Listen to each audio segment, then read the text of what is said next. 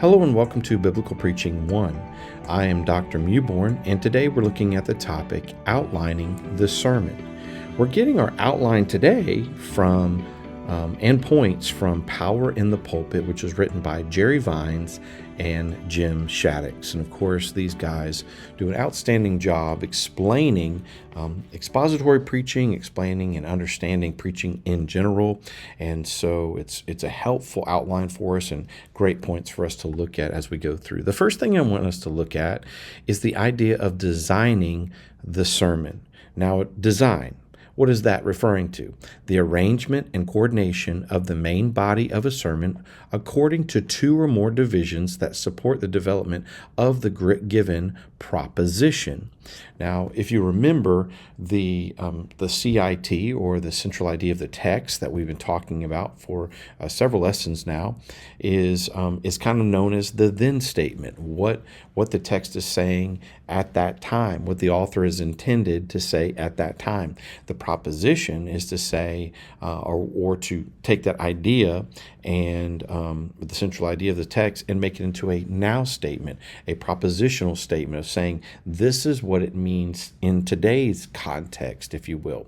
And so when we design a sermon or a sermon structure, we're trying to take the central idea of the text, putting it in today's context, and then what we're going to do is build our points based on the natural divisions of a text of Scripture that we're preaching from. And so when we design that, we're taking the idea of the text or the natural divisions of the text to inform the design of the sermon structure. And so that'll be helpful when we're thinking through how we're going to outline this out. Now, when we think about sermon design in general, a clear design gives structure to the sermon. And so if we take it from just a ground level, we'll say we have the text. Then on top of the text, we're going to develop our central idea of the text. We're going to go from there to the proposition, to the purpose statement. And then on top of the purpose statement, we're going to build out a structure of an outline upon which we'll build on top of that our explanations and illustrations and applications. And that's why a clear design will give us that structure we need. A clear design gives guidance to the sermon. So now we have kind of a guide upon which we're going to teach from, or a perspective. It's going to guide the sermon a certain way. Number 3, a clear design gives the sermon a sense of pace. In other words, we have points which a lot of, in many cases, we'll be able to work through those in either a cadence type of fashion, or we'll work through those in a balanced type of approach, depending on the text. Now, some points might be longer than other points. And the reason for that could be many things. It could be that it's more of a controversial subject that you're dealing with, or maybe even a harder text that you're dealing with, and you spend more time on that point, or that phrase, or those words, or those terms, or whatever they might be. So you might spend a little bit more time in that may make it a little bit unbalanced, but at the same time, you're going to have a clear design, which is going to give a sense of pace of, hey, I'm going to talk about this, and then that's going to lead into this, and the next thing's going to lead into the next thing. Then a clear design brings unity to various parts of the sermon. And this is what a sermon design can do for you. It will bring unity of what you're trying to do. It'll repeat phrases, perhaps. It'll maybe build into a wonderful conclusion. Some of the ideas that we think about in preaching is what a lot of preachers do in their approach to sermons. And then as they conclude a sermon, it'll have this feel about it where a preacher begins slow, or starts low, begins slow, rises higher, catches fire. That's a phrase that you've heard many preachers probably say before in the past. Starting low, going slow, rising higher, and catching fire. It's the idea that there's this unity you're building into the ultimate ending, which says, hey, this is what the text is concluding. And it'll bring unity into that. It'll build on top of itself, and there'll be unity bringing in different parts of the sermon. And then a clear design gives arrangement to exegetical material.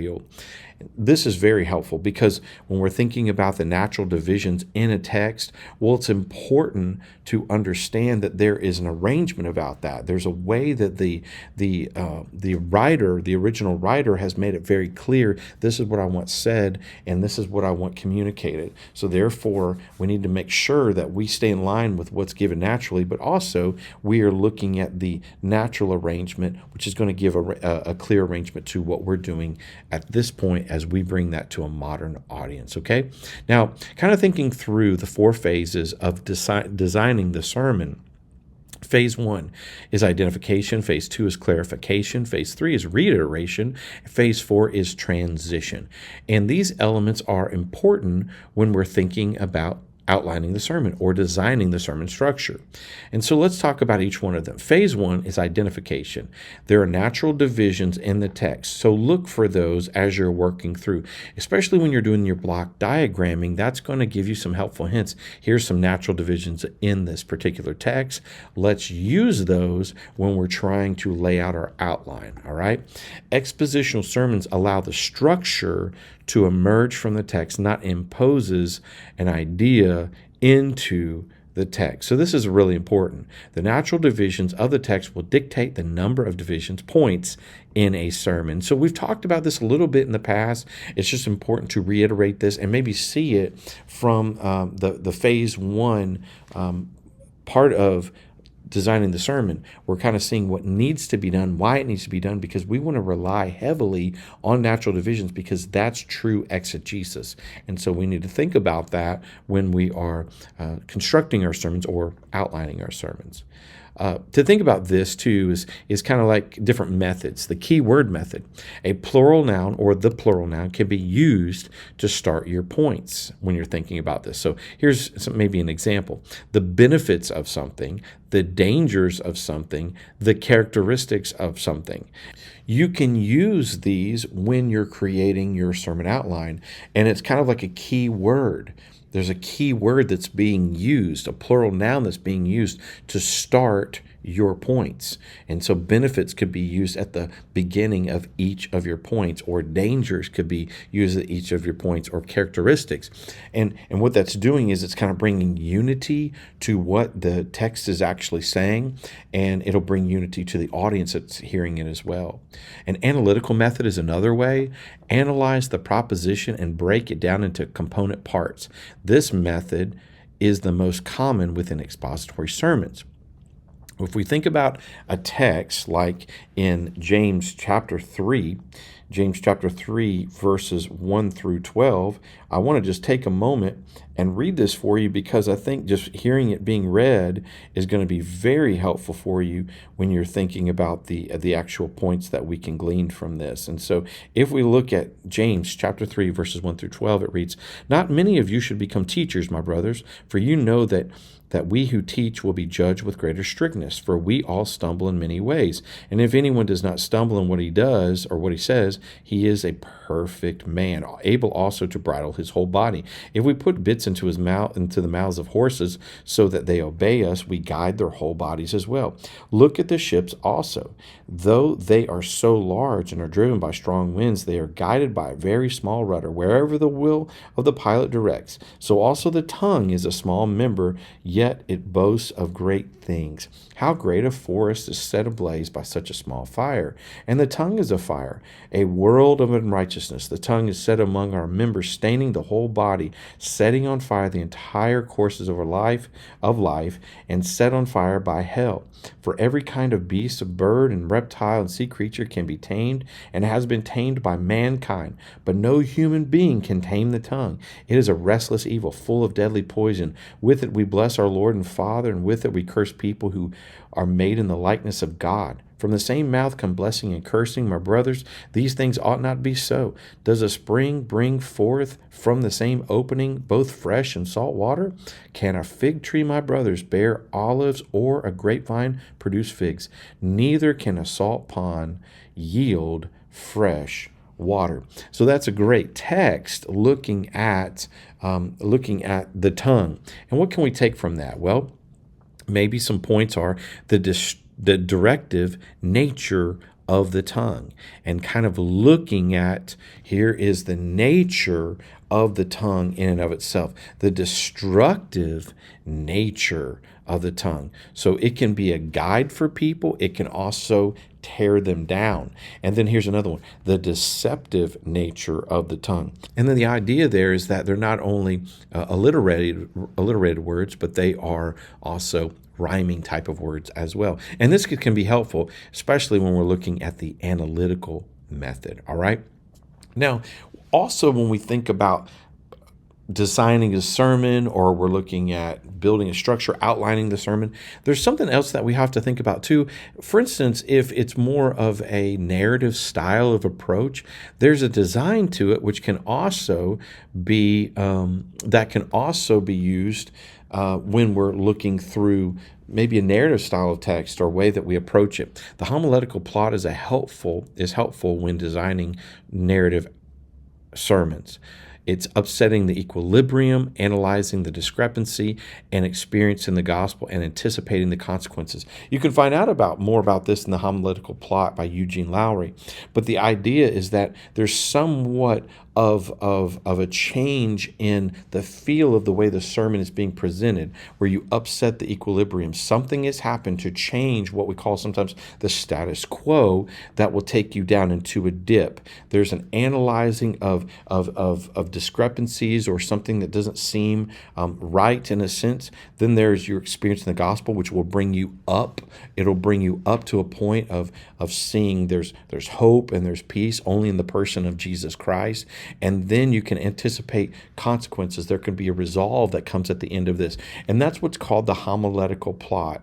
And I would encourage anyone to get this little book. It's kind of a neat way to work through a sermon design, or especially when talking about narrative type of sermons. But it's the idea of going on the approach where you can feel the changes in the text that is going to not only help you understand maybe a structure of a text, but it's also going to give you the spirit of a text and allow you to work through that from approach that's kind of unique, especially for a narrative type of sermon. And I think it's something to consider when we're thinking about that. Now, in phase 2, what we look at there is clarification. And I've got several things here that are lined out for us that you can find in Power in the Pulpit that are helpful when you're trying to bring clarity to your outline. And we can run through these quickly, but what they do is they give you an understanding of how you can create an outline that will be unified in an approach. And so we want an outline to have a certain feel about it. And the feel about it will be hold on to the structure and the substance and the spirit of a text. But the outline will also have a feel about it that will take you on a journey to get you to a certain conclusion that this is the way you should act, or this is what you should do. And so several of them are laid out here. Number one, parallel structure. There can be a parallel structure with points. Let's say you're walking through a doctrine about the grace of the Lord God Almighty. What is that grace about? And you can have different elements talking about the grace of God. What does that mean? And they would be very similar in how you would lay them out, but it's maybe the characteristics of God, or maybe the attributes of God would be another way to look at that. You could do a sermon on God's omniscience, God's omnipotence, God's omnipresence, and that's you're laying out a parallel structure, and you're going to talk about each one of those. You could have mutually exclusive points within your outline, which these are just separate. These are very different, sometimes comparison and contrast, and so they separate those out. And that's another way to create a sermon outline that you could look at. Application oriented. This is kind of an approach that you're calling people to do something. This is what I'm calling you to do. And so lead out in this. Maybe it's stop doing this and start doing this. And, whether it's don't complain, but instead shine like stars in the sky. It's the whole idea that we are being application oriented. Complete sentences is another thing that is part of this. I encourage a lot of preachers, young preachers, and people just looking to strengthen their sermons to create complete sentences for their outlines. And the reason I say that is because a complete sentence is a complete thought about something. And from that, you can build out explanation, illustrations, and applications. Sometimes when we just have a one word or a phrase for our outline, it's kind of ambiguous. But if you've got a sentence or a full statement, it's saying something that you want to say. It's not just a text header. It's actually giving you what you want to be said, and it's usually going to have some application in it or something that's going to be helpful in telling people how to think. Then you have the progressive side of the outline going with the natural divisions of the text, and it's progressive. It's building towards something. You have a climactic one. This is kind of like the idea of progressive as well, but it's building to a point that's very important. Maybe it's a huge resolution, and God did this, and because of this, God did this in the end. The assertive side of it is calling people in a kind of more of a stronger way, calling them to do something. And then you have simple, and that's just making sure it's clear, making sure that there's no crazy, ambiguous words that are just unclear in meaning, but you're just being simple and clear about what you're saying. And sometimes it's just simplifying it to only a handful of words, and sometimes just making sure that it's simple in what you're actually saying in the outline. So those are some things to think about. Phase 3 is reiteration. Now, there are 4 main types of reiteration patterns.